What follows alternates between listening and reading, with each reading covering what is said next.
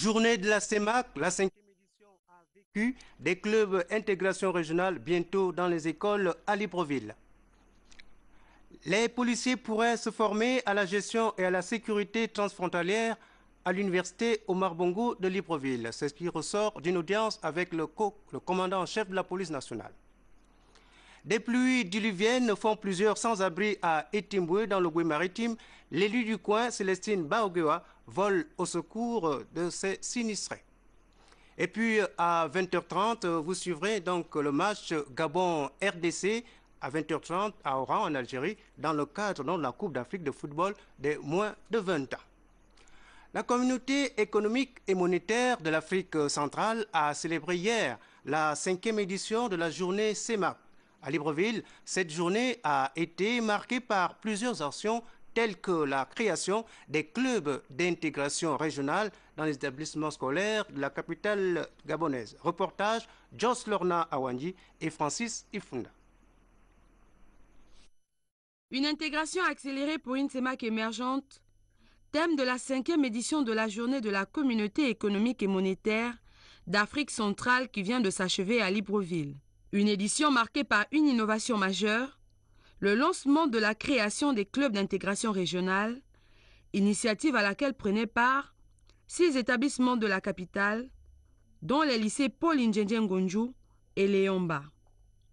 L'institution entend, avec la remise de plusieurs kits informatiques, accompagner les clubs naissants dans leurs activités. Nous avons pensé qu'il fallait commencer par vous, les jeunes. Pourquoi les jeunes? Parce que tout ce qu'on fait aujourd'hui pour l'intégration, vous êtes les principaux bénéficiaires. Autre centre d'intérêt de cette 5e édition, l'organisation d'une conférence débat autour des thèmes « Libre circulation des personnes et des biens », la mobilité estudiantine en zone CEMAC et la problématique du rôle du secteur privé dans l'intégration régionale.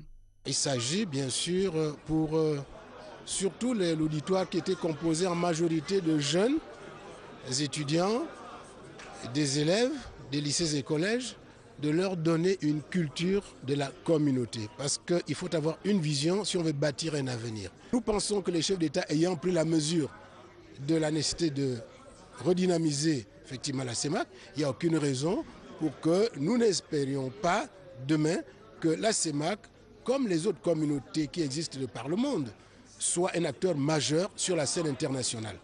Des exposés plutôt enrichissants pour les élèves venus nombreux. Par rapport à cette analyse faite par ces messieurs, j'ai retenu que tous les étudiants de la zone CEMAC peuvent aller étudier partout dans tous les autres pays de la CEMAC, vu que le système LMD est presque le même programme partout. J'ai pu apprendre que la CEMAC est basée ses objectifs sur la libre circulation des biens, des personnes et des capitaux. Et cela permettait de ne pas entraver aux échanges entre ces ressortissants des différents pays que compte la CEMAC. À terme, l'intérêt de cette journée visait à assurer l'appropriation par les élèves et étudiants du processus de développement et d'intégration sous-régionale de l'espace CEMAC. L'autre activité ayant ponctué cette 5e édition de la CEMAC a été la foire communautaire. Jos Lorna Wangi et Jean de Dieu Mambundu ont assisté à son lancement. Première délégation à s'introduire au quartier général du commandement chef des forces de police nationale, les enseignants du département de géographie de l'université Omar Bongo. Au menu de cet entretien, la possibilité de nouer un partenariat public-privé axé sur la formation en gestion et sécurité transfrontalière. Un programme qui touche au premier chef les agents de la police nationale. Dans le cadre du département de géographie que je représente ici, il y a eu un programme de master, qui a été créé conjointement avec l'université de Yaoundé 2, donc c'est un partenariat UOB, Université de Yaoundé 2, qui porte sur la dynamique la gestion et la sécurité des espaces transfrontaliers. Alors vous comprendrez que la notion de gestion et de sécurité des espaces transfrontaliers intéresse particulièrement la police nationale, étant donné que c'est elle qui a la charge des questions d'immigration et des questions de police de l'air et des frontières.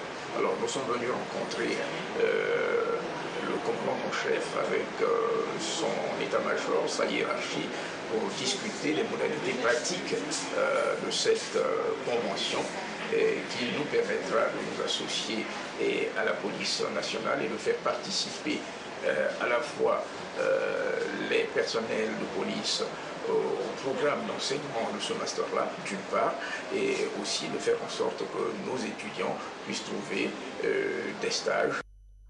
En seconde heure, le tour est revenu au bureau national du Comité international de la Croix-Rouge d'échanger avec le général Léon Mistoul et ses proches collaborateurs sur la possible collaboration en matière de maintien de l'ordre. Nous sommes venus nous présenter au commandant en chef des forces de police nationales, évoquer notre présence au Gabon. Nous sommes une institution relativement jeune sur la place de Libreville, depuis 2011 simplement.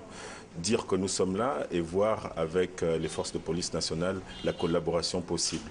Vous savez que les forces de police nationales interviennent dans le cadre du maintien de l'ordre et le Comité international de la Croix-Rouge est certes le garant du droit international humanitaire, mais s'emploie aussi à veiller à la promotion de ce droit et à la promotion du droit des droits de l'homme dans des contextes où le droit international humanitaire ne s'applique pas. C'est donc satisfait de l'écoute attentive du général Léon Mistoul que les deux délégations ont quitté le siège du commandement en chef des forces de police nationales. Alors c'était un reportage de Jean-Augustin Zengui et Victor Mundunga qui parlaient justement de la possibilité de l'université de former au niveau de la gestion et de la sécurité transfrontalière, ce qui cadre bien sûr avec la CEMAC. À la suite de ce journal, Journée internationale des droits des consommateurs, au Gabon, l'événement a suscité la montée au créneau de plusieurs organisations non gouvernementales qui luttent contre le contrôle illégaux et la saisie des marchandises. Reportage Paco Mongala, la RTG Chende. Plainte, les témoignages avec pièce à conviction brandis auprès de l'ONG Agos au moment où l'on parle de la journée mondiale des droits du consommateur laissent les Gabonais totalement perplexes face à la vie chère au regard des exactions que subissent les opérateurs économiques à travers les contrôles, les amendes et les saisies arbitraires. Malgré la plainte portée par cette ONG et les opérateurs économiques au tribunal de grandes instances de Libreville contre les commanditaires de ces actes, sans crainte, les extorsions de fonds continuent sur le terrain. J'ai eu des pourparlers avec Madame le procureur de la République. Nous avons introduit une plainte en bonne et due forme auprès du parquet. Il y a eu un soit transmis au niveau de la PJ. Les opérateurs économiques abusés et moi avons rédigé une plainte parce qu'ils se sentaient spoliés. Aujourd'hui, il est question qu'au niveau du parquet, les décisions radicales, professionnelles comme il l'exigerait, soient prises. Il faudra que le peuple gabonais comprenne que le problème de la vie chère, c'est nous-mêmes les Gabonais qui sommes en train de le créer. D'après nos investigations, la vie chère par-ci, la vie chère par-là, il y a des gros légumes qui sont derrière la vie chère. La lutte que mène cette ONG est difficile car les habitudes sont devenues peut-être indélébiles dans certaines administrations. Si l'on veut réellement lutter contre la vie chère au Gabon, les taxes de douane devraient être revues, les contrôles harmonisés chez les opérateurs économiques. Il est à noter que le 19 mars, les opérateurs économiques membres de l'ONG Agos ayant porté plainte aux responsables de ces actes seront entendus par le procureur de la République afin que des mesures coercitives soient prises. Une information liée justement à la vie chère et aux Gabonais économiquement faibles. Le ministère du Budget, des Comptes publics et de la Fonction publique, conjointement avec le ministère de l'Énergie et des Ressources hydrauliques, procéderont du lundi, donc à partir de demain, au samedi 30 mars 2013, sur l'ensemble du territoire national, au recensement des bénéficiaires de la gratuité des consommations de l'eau et de l'électricité. À cet effet, Les intéressés sont priés de se présenter pour Libreville et ses environs au site de la fonction publique au boulevard Triomphal, pour l'intérieur du pays, dans les gouvernorats, pour les chefs-lieux de province et les mairies pour les autres localités. Un quitus sera délivré à ceux qui se feront recenser et qui auront rempli les conditions d'éligibilité. Le communiqué est signé Jean-Paul Eyebelindoy, secrétaire général adjoint du ministère. L'opération formation des chauffeurs de taxis urbains et interurbains vient d'être lancée et cela a commencé. Les détails avec Gabriel Guillain, les mamies et Jean-Pierre Mamboundou. C'est en vue de former des jeunes Gabonais dans le domaine des transports urbains et interurbains que le directeur de cabinet représentant le ministre des Transports a lancé officiellement les activités de formation des transporteurs urbains et interurbains. Cette formation, qui va se dérouler en 2 modules, est le projet cher du chef de l'État initié lors du Conseil des ministres délocalisé dans la province du Wellington. Cette formation que nous débutons ce jour naît de la volonté du président de la République, chef de l'État.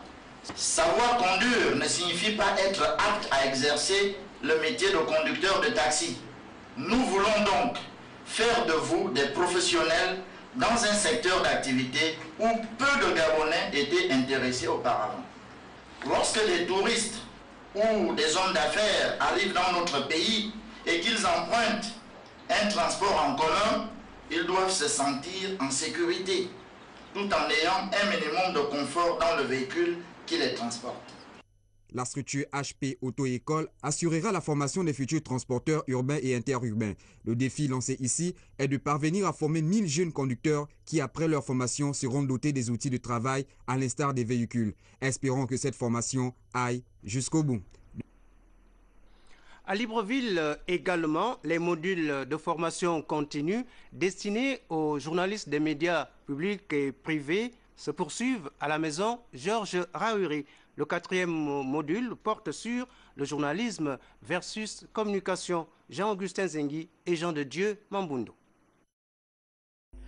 Engagé à œuvrer pour la pratique de l'excellence dans le domaine de la communication, une initiative qui passe nécessairement par la formation et le recyclage en journalisme des personnels de médias, d'où la tenue depuis le 10 décembre dernier des modules de formation dont le 3e qui vient de s'achever avait pour thème les techniques d'écriture journalistique. Ce renforcement des capacités des journalistes de notre pays a été rendu possible grâce à la mise en place de partenariats avec des établissements de formation en Europe et en Afrique et différents organismes, parmi lesquels l'Association de la presse panafricaine qui nous accompagne tout au long de cette année 2013 afin de rentabiliser le niveau de notre presse nationale. Mesdames et messieurs, je pense que vous saisissez l'opportunité qui vous est donnée ici de parfaire vos formations respectives ainsi que vos connaissances dans le secteur de la communication et accroître ainsi la qualité de vos rendus dans un monde devenu de plus en plus concurrentiel où il est indispensable de s'outiller au mieux afin de toujours mieux affronter les défis à relever. Le séminaire de formation des hommes de médias publics et privés va se poursuivre avec le 4e module axé sur le thème journalisme versus communication. À l'Assemblée nationale, la Fondation pour le renforcement des capacités en Afrique était auprès du président de cette institution. Il s'agissait pour eux d'aller présenter un projet lié à l'organisation d'une conférence dans notre pays d'ici quelques mois. C'était en présence du ministre délégué au budget. Reportage Gilles Flore Ondembe et Amédée Mavungo.